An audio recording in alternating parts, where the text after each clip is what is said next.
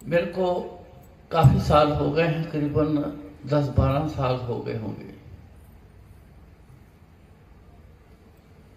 मेरे को एक बंदे का फ़ोन आया, मैं दुबई में रहता हूँ, मैंने आपको मिलना है।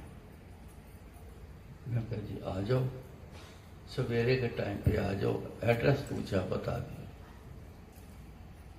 आके मेरे से बात करने लगे। मैंने कहा जी टू द पॉइंट, काम की बात करना। कहता आपको एक सत्संग सुनाने आया दुबई से। मैं बड़ा हैरान हुआ। मैं कहा सत्संग पे लोग बैठे छोड़कर बीच में ही इतने चले जाते हैं, जीरो वैल्यू समझते हैं।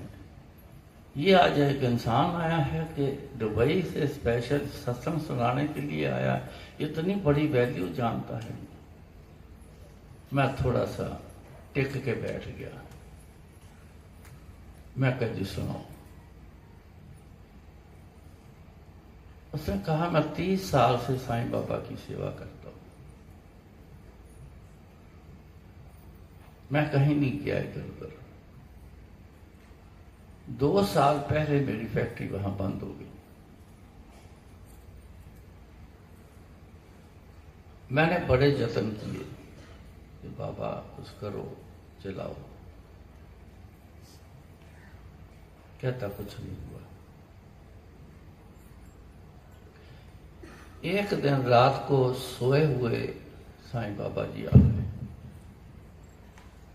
आए तो कुछ नहीं बोले, मेरा हाथ पकड़ा सपने में, मेरा हाथ पकड़ा और मेरे को ऐसे खींच के ले जाना शुरू हो गया। मैं पूछता रहा कहाँ लेके जा रहे हो मेरे को? कोई जवाब नहीं। बस हाथ पकड़ा, खींचते हुए लेके जा रहे हैं। अनजान सी जगह है, न जान न पहचान। दिल भी डरने लग गया कि ये कहाँ लेके जा रहे हैं। कभी मन में आए अंत समय आ गया है, कभी कुछ कभी कुछ। थोड़ा अंदर डर पैदा हो गया, कहाँ लेके जा रहे हैं। वो डर बहुत ज्यादा बढ़ गया। एक जगह पे ले जाके डर बड़ा बढ़ गया। सबसे वो कहता मेरे इतना डर था उस समय, बहुत ज्यादा। एक जगह पे ले जाके खड़े करके बोलते हैं, तब बोले आज के बाद जो मांगना है इनसे मांगना है। अब जिनकी तरफ इशारा किया कोई और है ही नहीं, जो बैठे हैं उनकी तरफ इशारा करके बोल के, तो मैंने उनको देखा। जब पीछे मुड़ के देखा साईं बाबा जी को, तो वो अलग हो गए। मैं और डर गया। लेके तो वो आए हैं, तो वापस कैसे जाना? मेरे को तो रास्ता ही नहीं पता। ये बात ठीक है कि आगे से जो मांगना इनसे मांगना, लेकिन वापस जाने का डर अंदर ज्यादा बढ़ गया। उस डर ने कहता मेरे को नींद से उठा दिया। मैं जब उठा तो मेरा शरीर पसीने से भरा हुआ। मेरे को एकदम से याद आया कि जब हार्ट अटैक आता है तो आदमी को पसीना आता है। मैंने अपने आप को देखा, चेक किया, नब्ज भी देखी, लेकिन मैं अपने आप को नॉर्मल पाया, पर पसीना बहुत था। मैं उठा, पानी वानी पिया, थोड़ा सा टहला, अपने आप को सेटल किया। फिर वो बात याद करी कि गुरु जी साईं बाबा जी ने बोला कि आज के बाद जो तेरे को चाहिए, जो मांगना है इनसे मांगना है। अब वो सूरत मेरे को समझना आए कि किन की सूरत है। कुछ दिन निकलते रहे इसी याद में, कौन है, किससे मांगना है। आज के बाद उनका हुक्म है। अचानक कहता मेरे को एक धुंधली सी एक याद आई कि शायद मैं गुड़गांव किसी के ऑफिस में गया था, तो वहां एक तस्वीर देखी। शायद का मामला था उसका, कि शायद वो तो नहीं है। कहता वो देखने के लिए मैं स्पेशल वहां से मैं आया गुड़गांव। उनके ऑफिस आया, जब अंदर गया तो जो तस्वीर देखी वो उन्हीं की थी। मैं जो ओनर थे ऑफिस के, मैं सीधा उनके कैबिन में गया। जाते पूछा कि ये तस्वीर किसकी है? उन्हें बोला हमारे गुरुजी हैं, इनको गुरुजी कहते हैं। क्या बात है, अभी मिलना है उनसे। तो बोला वो शरीर छोड़ गए हैं, अभी भी वैसे जैसे पहले थे। शाम को 7 बजे दरबार खुलेगा तो जा पाएंगे, पहले नहीं जाने देंगे। मन में खलबली मची हुई, फिर कब 7 बजे में चले गए। मैं गया वहां, बड़ा रोया जाकर। इतना रोना कहता मेरे अंदर निकला, मैं बड़ा महसूस किया कि इतना रोना मेरे अंदर कैसे इकट्ठा हुआ पड़ा है। चाय प्रसाद मिली, सबने ली, मैंने भी पकड़ ली, पी ली। फिर आदेश आया कि बारी बारी उठाते रहे, चलो लंगर में होके जाओ, लंगर खा के जाओ। लंगर भी खा के चले गए। नेक्स्ट डे मेरी वापसी फ्लाइट थी, मैं वापस चला। कुछ ही दिनों में ऐसे साधन बने कि वो सारा मेरा काम जो बंद हो गया था वो चल पड़ा। तो मेरा आज उसी पोजीशन वाला काम है जो पहले था।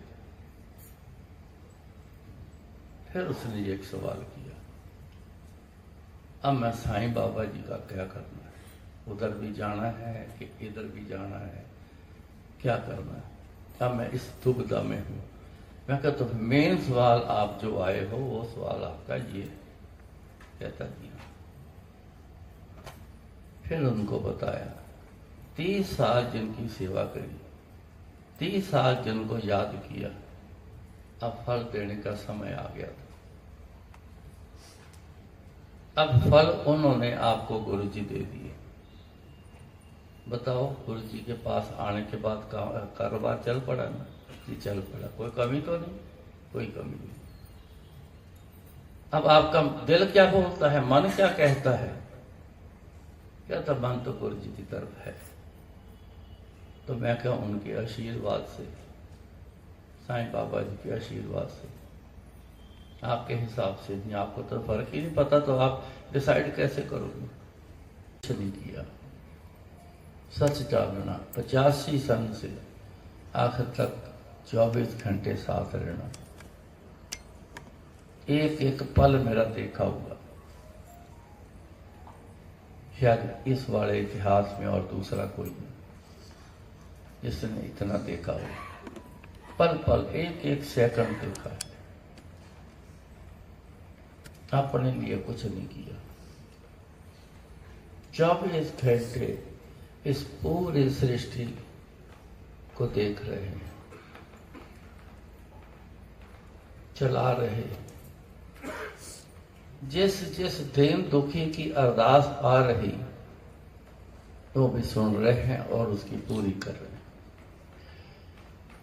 मैंने यहां तक देखा है, गुरुजी की रूप को देख के, गुरुजी के नाम को देख के सिर्फ अरदास नहीं सुनी। बहुत सारे रूप को जिन लोगों ने अरदास की है, सारी अरदास गुरुजी के पास आती हुई मैंने खुद देखी। एक बार नहीं, रोज देखा। और अरदास उसकी पूरी करना मेरे को यहां से भी सिद्ध हुआ। ये एक ही नहीं, एक में अनेक हैं, अनेक में एक है। परमात्मा एक है, पर वो है सब में।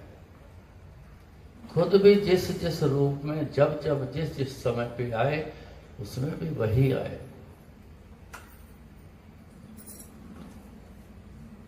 और एक में अनेक हैं और अनेक में एक हैं। वही अनेक में है एक, वही एक में सारे अनेक हैं। कई बार इंसान इस चक्कर में फंस जाता है। अभी हम पीछे जिनको छोड़ के गुरु जी के पास आए हैं, जिस शक्ति को छोड़ा है, या अभी छोड़ा नहीं लेकिन गुरु जी के पास आना शुरू हुए हैं, तो उस शक्ति का क्या करें? करीबन करीबन सबके दिमाग में ये बात आती है, उसका क्या करें?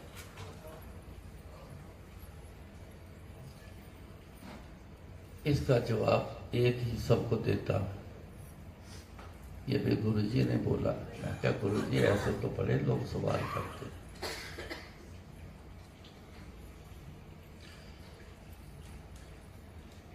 मान लो किसी ने